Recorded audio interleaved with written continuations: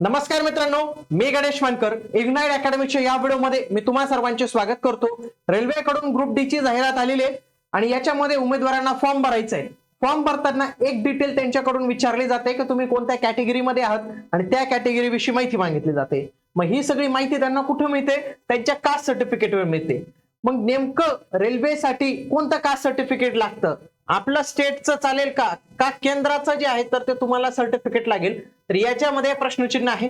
मग कोणी SC ST OBC NT VJ SBC या कॅटेगरीमध्ये असेल तर त्यांना कोणासाठी हे लागणार आहे, त्यासोबतच कोणत्या वर्षाचं पाहिजे म्हणजे किती वर्ष जुनं पाहिजे, त्यासोबत नसेल तर फॉर्म भरता येईल का, आणि जर जुन्या याच्यावर फॉर्म भरून टाकला तर फॉर्म रिजेक्ट होईल का? तर या सर्व प्रश्नांची उत्तरं तुम्हाला आजच्या या व्हिडिओमध्ये मिळणार आहेत. म्हणून तुम्ही हा जो आहे तर तो व्हिडिओ शेवटपर्यंत पूर्ण बघायचा मित्रांनो. आणि त्यासोबतच या रेल्वे ग्रुप डी ची संपूर्ण तयारी मराठीमध्ये करून घेण्याची दर्जेदार बॅच आपली वंदे भारत बॅच आपण जी आहे तर ती लॉन्च केलेली मित्रांनो. सर्व अभ्यासक्रम याच्यामध्ये तुमचा कव्हर होईल. 9 फेब्रुवारी पासून लाईव्ह स्वरूपात होतील सर्व लेक्चर्स. काय लाईव्ह स्वरूपात होतील, मराठीमध्ये प्रॉपर सर्व टीम तुम्हाला गायडन्स करणार आहे. 1499 प्लस जीएसटी मध्ये तुम्ही ही बॅच जॉईन करू शकतात. सोबत जर हा GM10 नावाचा कोड यूज केला तर तुम्हाला या प्राइसवर आणखी 10% ऑफ जे आहे तर ते मिळून जाईल, म्हणजे तेवढीच फी कमी होईल. इग्नाइट अकॅडमीचं ऍप्लिकेशन डाउनलोड करा. तसेच हा नंबर आहे, याला देखील कॉल केला तरी ते तुम्हाला माहिती देतीलच. बघा, ग्रुप डी च्या 18,000 पगारासाठी म्हणजे 18,000 पगार बेसिक आहे, तो 30-32 पर्यंत जातो. जवळपास 22,000 जे आहेत तर ते जागा आलेल्या आहेत. किती? 22,000 जागा ज्या आहेत तर ते आलेल्या आहेत. आता याचे अर्ज हे 2 मार्च 2026 पर्यंत चालणार आहेत. 2 मार्च 2026. आता डेट एक्सटेंड होईलच, त्याचा काही इश्यू नाही येणार. आणि फॉर्म भरताना काय फेक लिंक बऱ्यापैकी पसरत आहे त्याच्यात. तर याची ओरिजिनल ऑफिशियल लिंक जर तुम्हाला पाहिजे असेल तर कमेंटमध्ये मला फक्त लिंक हा शब्द टाईप करा, तुम्हाला लिंक मी प्रोव्हाइड करून देतो. आता लक्षात घ्या की सेंट्रल कास्ट सर्टिफिकेट लागेल का? तर याचं उत्तर मित्रांनो हो, लागतं. रेल्वे ही केंद्र सरकारची संस्था आहे आणि त्यामुळे तुम्हाला सेंट्रलच्या फॉर्मॅटमधील जे जातीचं प्रमाणपत्र जे आहे तर ते लागत असतं. राज्य सरकारने दिलेलं प्रमाणपत्र सामान्यतः ते मराठीत असेल, महाराष्ट्राच्या बाबतीत मराठीत असेल तर ते स्वीकारलं जात नाही. ते इंग्रजी याच्यातलं असलं पाहिजे किंवा हिंदीत पण शक्यतो ते पण इंग्रजी मधलं लागतं. त्याच्यामध्ये for the appointment post under the government of India असं जे आहे तर ते लिहिलेलं असावं लागतं.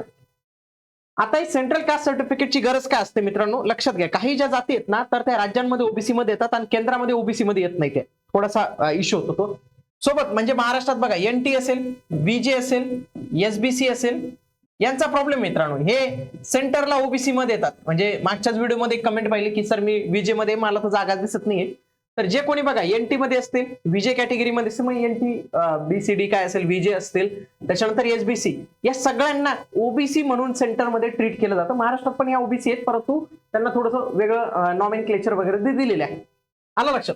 तर लक्षात घ्या, या सगळ्या जाती सोबत महाराष्ट्राचं जे ओरिजिनल ओबीसीचं आहे तर ते पण याच केंद्र सरकारच्या याच्यात येतात.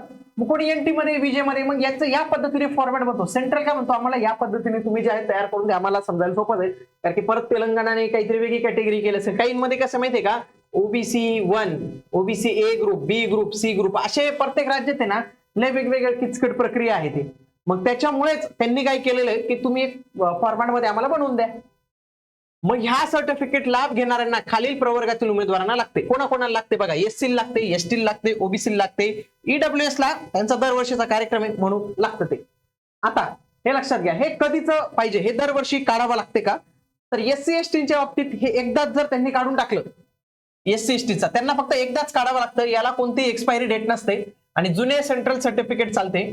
आता जर कोणी उमेदवार एससी एसटी मधला असेल आणि काहींचा प्रॉब्लेम असतो एसटी मध्ये बऱ्यापैकी हा प्रॉब्लेम असतो की त्यांचे सर्टिफिकेट लवकर निघत नाही, म्हणून ज्याचं निघालेलं आहे त्याला वाटतं मी जर परत काढायला गेलो तर माझं जे आहे तर ते पुन्हा प्रॉब्लेम येऊ शकतात किंवा काही कागदपत्रांची जुळाजुळ होत नसेल तर त्यांनी स्टेटचं लावलं तरी चालतं. शक्यतोवर एससी एसटीला स्टेटचं पण चालून जातं, म्हणजे सेंट्रलचं पाहिजे असं नाही.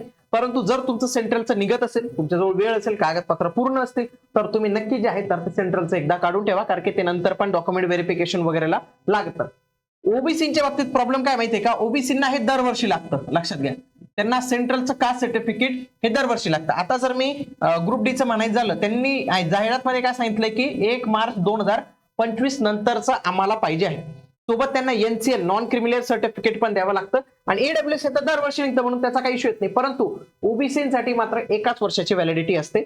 ज्या त्या फायनान्शियल इयर मध्ये जे तेच कागदपत्र जे आहेत तर ते व्हॅलिड ठरतात, हे लक्षात घ्या तुम्ही. बाकी एससी एसटीला कुठली नाही.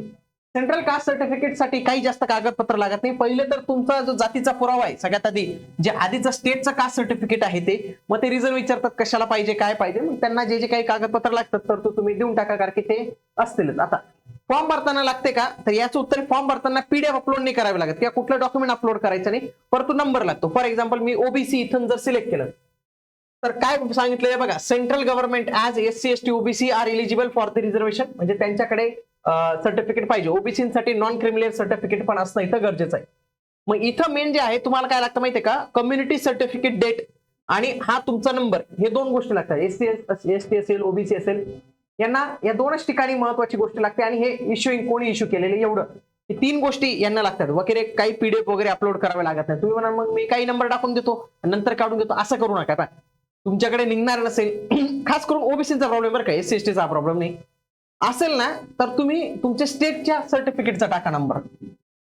स्टेटचं नसेल तर चालून जातं. म्हणजे मागच्या पण वर्षी मुलांनी फॉर्म भरले, काही एवढा इश्यू नाही आला त्यांना, चालून जातं ते. पण निघत असेल तर सेंट्रलचं काढून घ्या, नसेल निघत स्टेटचं टाका. पण उगाच काही नंबर टाकायचा आणि सांगायचं मी याचं आहे, ते करू नका मित्रांनो.